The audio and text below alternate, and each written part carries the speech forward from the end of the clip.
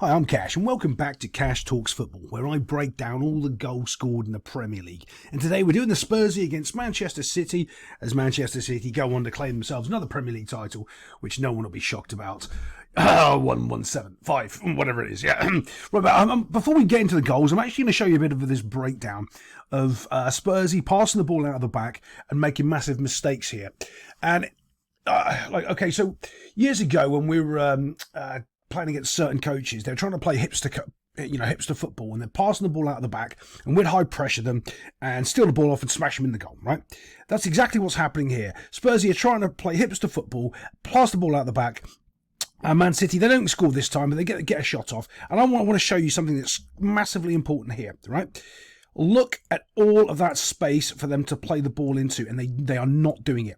That's the space they want to attack, because that's where the goal is, over here, not over here. They've already brought them all back here. They are not exploiting any of the space at all, or any understanding of why they're supposed to be playing the ball out of the back and doing all this other rubbish. And it's common trait, right? So what we used to do against the other coaches is like, oh, they're just going to kick it long. Well, because if you kick it long, chances are they're going to get into your half and score. So we'd try to get any time that they're trying to pass the ball out the back, we try to keep them doing it, because they're going to make mistakes. And when they make mistakes, then we capitalise and score on them. If they just put it into the space and had their player run onto it, they could go and smash it into the goal. But it doesn't look pretty, because they'd call it like kick and run, or kickball football, or that's old school football, what are you doing that for? And if everyone would get sort of this tarnished reputation of, he's not a good coach, he just smashes the ball and chases after it. Yep, and we beat you 5-0 because you can't defend the long ball, you don't understand the long ball. The fact that this is now a part of the Premier League is hilarious to me. We always said that there's certain types of football that, depending on what level you're at, it comes around into 10 years into the Premier League, because the cycle's a little bit longer, and it takes longer to get there in the Premier League, because it's a longer transition. People can't just change things instantly, because the managers and player, it goes on forever. It's one of the things I talk about on coaching courses that I do.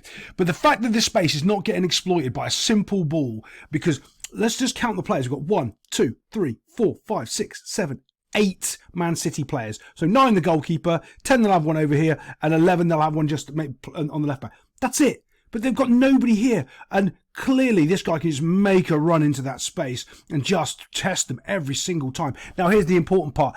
If, when you play it, he's got no chance of getting the ball, because let's just say this guy here doesn't have any pace, so he really can't beat this player here for pace, right? You need to find another way of making it happen. You need another way of exploiting this space. So what you do is have this player come into this space. Instead of trying to beat him this way, you beat him by coming in, and as he comes in, you have somebody else going past him, because then this player's taken out the equation, and away you go. How can we afford to do that? Yeah, because we only got 1, 2, 3, 4, 5 players, and they've got, 6 technically, and they've got 8. So we've got players that we can use to make these runs in behind and actually really go 2v1 against this kiddie here, or pull that kiddie out of position over here and then play it in behind. But they're not doing any of that.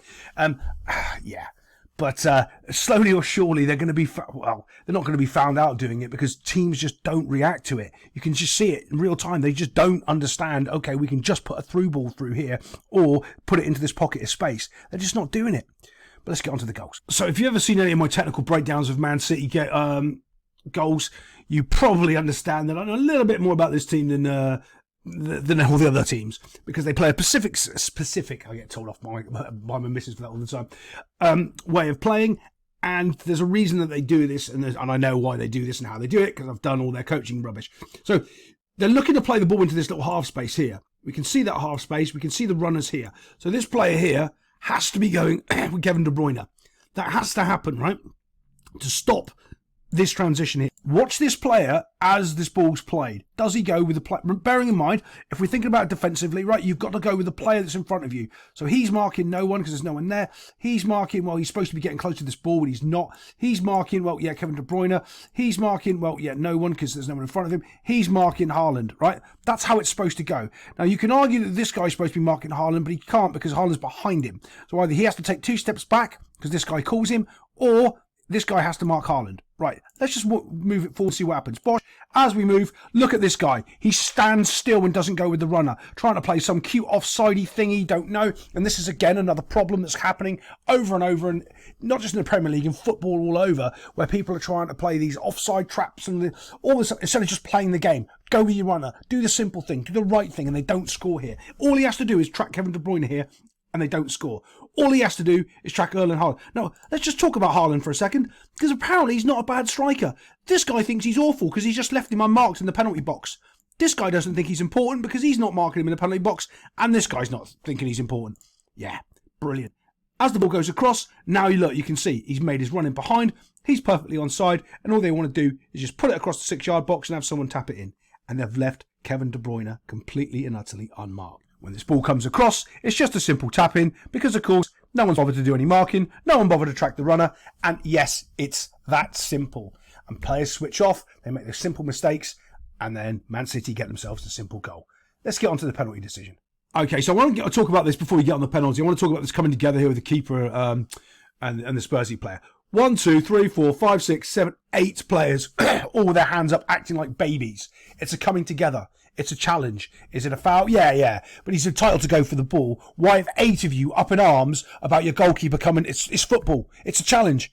But the players on the field do have a representation of their manager, and they're basically all 8 of them are whining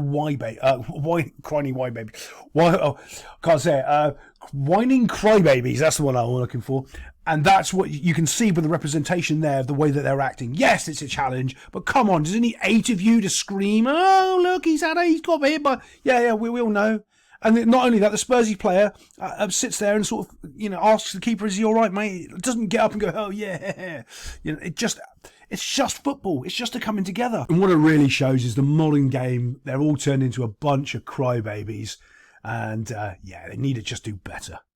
Okay, so I'm always going to be in 2 minds in this because they're always going to get the penalty because it's Man City. If you don't believe me, just have a watch some of the VAR decisions this year, especially against the Rodri penalty for against Man United.